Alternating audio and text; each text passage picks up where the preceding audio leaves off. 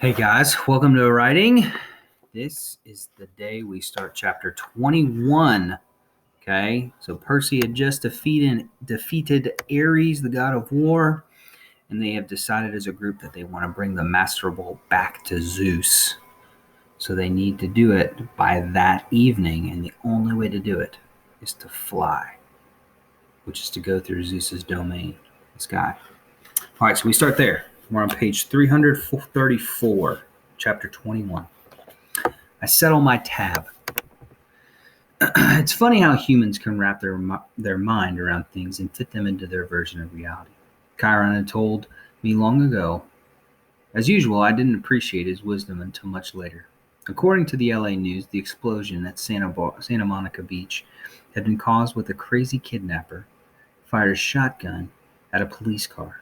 He accidentally hit a gas main that had ruptured during the earthquake.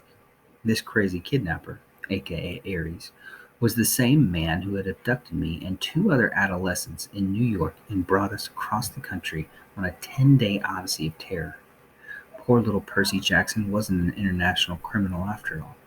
He caused a commotion on that Greyhound bus in New Jersey trying to get away from his captor, and afterward witnesses would even swear they had seen a leather-clad man on the bus. Why didn't I remember him before? The crazy man had caused the explosion in St. Louis Arch. After all, no kid could have done that. A concerned waitress in Denver had seen the man threatening his abductees outside their diner, gotten a friend to take a photo, and notified the police.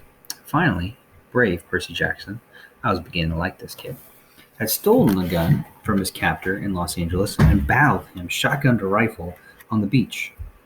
Police had arrived just in time, but in this spectacular explosion, 5 police cars had been destroyed and the captor had fled.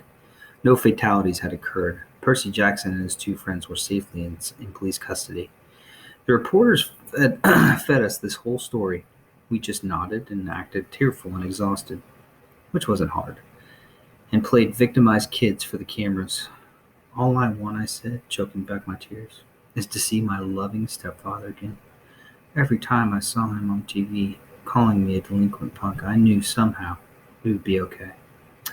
And I know he'll want to reward each and every person in this beautiful city of Los Angeles with a free major appliance from his store. Here's the phone number. The police and reporters were so moved that they passed around the hat and raised money for 3 tickets on the next plane to New York. I knew there was no choice but to fly. I hoped Zeus would cut me some slack, considering the circumstances, but it was still hard to force myself on board that flight. Takeoff was a nightmare. Every spot of turbulence was scarier than a Greek monster. I didn't unclench my hands from the armrests until we touched safely down at LaGuardia. The local press was waiting for us outside security, but we managed to evade them thanks to Annabeth, who lured them away in her invisible Yankees cap, shouting, "They're over here by the frozen yogurt, come on!" Then rejoined us at baggage claim. We split up at the taxi stand. I told Annabeth and Grover to go back to Half-Blood Hill and let Chiron know what had happened. They protested, and it was hard to let them go after all we'd been through, but I knew I had to do the last part of the quest myself. If things went wrong, if the gods didn't believe me, I wanted Annabeth and Grover to survive and tell Chiron the truth. I hopped into a taxi and headed into Manhattan. 30 minutes later, I walked into the lobby of the Empire State Building. I must have looked like a homeless kid with my tattered clothes and my scraped up face. I hadn't slept in at least 24 hours. I went up to the guard at the front desk and said, 600th floor. He was reading a huge book with a picture of a wizard on the front. I wasn't much into fantasy, but the book must have been good because the guard took a while to look up. No such floor, kiddo. I need an audience with Zeus. He gave me a vacant smile. Sorry? You heard me. I was about to decide this guy was just a regular mortal and I'd better run for it before he called the straitjacket patrol when he said, "No appointment, no audience, kiddo. Lord Zeus doesn't see anyone unannounced." "Oh, I'll think he'll make an exception." I slipped off my backpack and unzipped the top. The guard looked inside it at the metal cylinder, not getting what it was for a few seconds. Then his face went pale. That isn't. Yes, it is, I promised. You want me to take it out and. No, no, no. He scrambled out of his seat, fumbled around his desk for a key card, then handed it to me. Insert this in the security slot. Make sure nobody else is in the elevator with you. I did as he told me. As soon as the elevator doors closed, I slipped the key into the slot. The card disappeared, and a new button appeared on the console, a red one that said 600. I pressed it and waited and waited. Music played. Raindrops keep falling on my head. Finally, ding! The door slid open. I stepped out and almost had a heart attack. I was standing on a narrow stone walkway in the middle of the air.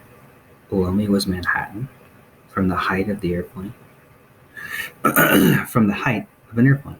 In front of me, white marble steps wound up the spine of a cloud into the sky. My eyes followed the stairway to its end, where my brain just could not accept what I saw.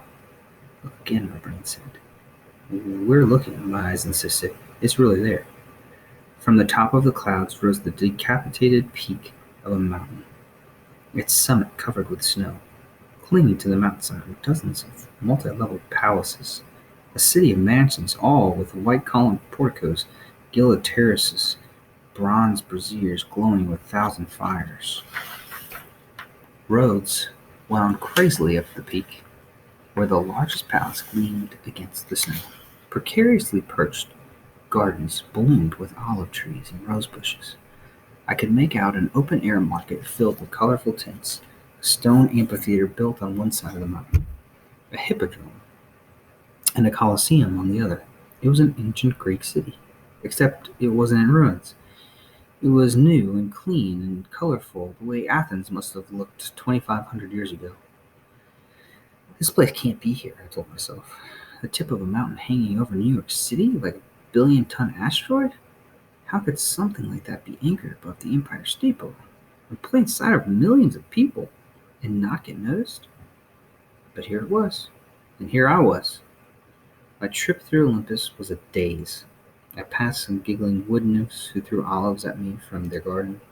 Hawkers in the market offered to sell me ambrosia on a stick, and a new shield, and a genuine glitter-weave replica of the Golden Fleece, as seen on Hephaestus TV. The 9 muses were tuning their instruments for a concert in the park while a small crowd gathered, satyrs and naiads and a bunch of good-looking teenagers who might have been minor gods and goddesses. Nobody seemed worried about an impending civil war. In fact, everybody seemed in a festive mood. Several of them turned to watch me pass and whispered to themselves. I climbed the main road toward the big palace at the peak. It was a reverse copy of the palace of the underworld. There everything had been black and bronze. Here everything glittered white and silver. I realized Hades must have built his palace to resemble this one. He wasn't welcome in Olympus except on winter solstice, so he built his own Olympus underground. Despite my bad experience with him, I felt a little sorry for the guy. To be banished from this place seemed really unfair. It would make anybody bitter. Steps led up to a central courtyard. Past that, the throne room. Room really isn't the right word. The place made Grand Central Station look like a broom closet. Massive columns rose to a domed ceiling, which was gilded with moving constellations. 12 thrones built for beings the size of Hades were arranged in an inverted U, just like the cabins at Camp Half-Blood. An enormous fire crackled in the central hearth pit. The thrones were empty except for 2 at the end. The head throne on the right, and the one to its immediate left. I didn't have to be told who the 2 gods were that were sitting there, waiting for me to approach. I came toward them, my legs trembling. The gods were in giant human form, as Hades had been, but I could barely look at them without feeling a tingle, as if my body was starting to burn. Zeus, lord of the gods, wore a dark blue pinstriped suit. He sat on a simple throne of solid platinum. He had a well-trimmed beard, marbled gray hair, and black like a storm cloud. His face was proud and handsome and grim. His eyes were rainy gray. As I got nearer to him, the air crackled and smelled of ozone. The god sitting next to him was his brother, without a doubt. He was dressed as very differently and reminded me of a beachcomber from Key West. He wore leather sandals, khaki Bermuda shorts, and a Tommy Bahama shirt with coconuts and parrots all over it. His skin was deeply tanned, his hands scarred like an old-time fisherman's. His hair was black like mine.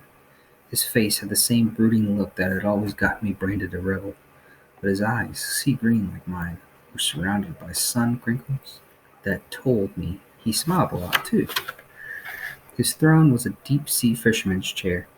It was a simple swivel kind, with a black leather seat and a built-in holster for a fishing pole. Instead of a pole, the holster held a bronze trident, flickering with green light around the tips. The gods weren't moving or speaking, but there was tension in the air, as if they aren't finished an argument. I approached the fisherman's throne and knelt at his feet. Father, I dared not look up. My heart was racing. I could feel the energy emanating from the two gods. If I said the wrong thing, I had no doubt they could blast me into dust. To my left, Zeus spoke. Should you not address the master of this house first, boy? I kept my head down and waited. Peace, brother, Poseidon said finally. His voice stirred my oldest memories, that warm glow I had remembered as a baby, the sensation of this god's hand on my forehead. The boy defers to his father. This is only right. You still claim him, then? Zeus asked menacingly. You claim this child whom you sired against our sacred oath? I have admitted my wrongdoing, Poseidon said. Now I would hear him speak. Wrongdoing. A lump welled up in my throat. Was that all I was? A wrongdoing? The result of a god's mistake? I have spared him once already, Zeus grumbled, daring to fly through my domain. Pah! I should have blasted him out of the sky for his impudence. And risk destroying your own master boat, Poseidon asked calmly. Let us hear him out, brother. Zeus grumbled some more. I shall listen, he decided. Then I shall make up my mind whether or not to cast this boy down from Olympus. Perseus, Poseidon said, look at me. I did, and I wasn't sure what I saw in his face. There was no clear sign of love or approval, nothing to encourage me. It was like looking at an ocean. Some days you could tell what mood it was in. Most days, though, it was unreadable, mysterious. I got the feeling Poseidon really didn't know what to think of me. He didn't know whether he was happy to have me as a son or not. In a strange way, I was glad that Poseidon was so distant. If he tried to apologize or told me he loved me or even smiled, it would have felt fake, like a human dad making some lame excuse for not being around. I could have lived with that. After all, I wasn't sure about him yet either. Address Lord Zeus, boy, Poseidon told me. Tell him your story. So I told Zeus everything, just as it had happened. I took out the metal cylinder, which began sparkling in the sky god's presence, and laid it at his feet. There was a long silence, broken only by the crackle of the hearth fire. Zeus opened his palm, and the lightning bolt flew into it. As he closed his fist, the metallic points flared out with electricity, until he was holding what looked like more like the classic thunderbolt, a 20-foot javelin with arcing, hissing energy that made the hairs on my scalp rise. I sense the boy tells the truth, Zeus muttered, but that Ares would do such a thing is most unlike him. He is proud and impulsive, Poseidon said. It runs in the family. Lord? I asked. They both said yes. Ares didn't act alone. Someone else, something else, came up with this idea. I described my dreams and the feeling I had had on the beach, that momentary breath of evil that had seemed to stop the world, and made Ares back off from killing me. In the dreams, I said, the voice told me to bring the bolt to the underworld. Ares hinted that he'd been having dreams too. I think he was being used, just as I was, to start a war. You are accusing Hades after all, Zeus asked. No, I said. I mean Lord Zeus. I've been in the presence of Hades. This feeling on the beach was different. It was the same thing I felt when I got close to that pit. That was the entrance to Tartarus, wasn't it? Something powerful and evil stirring down there. Something even older than the gods. Poseidon and Zeus looked at each other. They had a quick, intense discussion in ancient Greek. I only caught one word. Father. Poseidon made some kind of suggestion, But Zeus cut him off. Poseidon tried to argue. Zeus held up his hand angrily. "We will speak of this no more," Zeus said. "I must go personally to purify this thunderbolt in the waters of Lemnos, to remove the human taint from its metal." He rose and looked at me. His expression softened a fraction of a degree. "You have done me a service, boy. Few heroes could have accomplished as much." "I had help, sir," I said. "Grover Underwood and Annabeth Chase. To show you my thanks, I shall spare your life. I do not trust you, Perseus Jackson. I do not like what your arrival means for the future of Olympus. But for the sake of peace in the family, I shall let you live." Thank you, sir.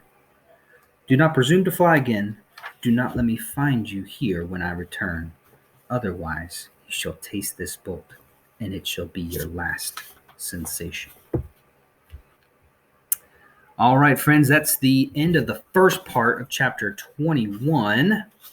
We're going to finish the rest tomorrow, which is pretty cool. Percy returns the bolt to Zeus. Now, what I need you to do now is go into Google Classroom and answer the question that's there, okay?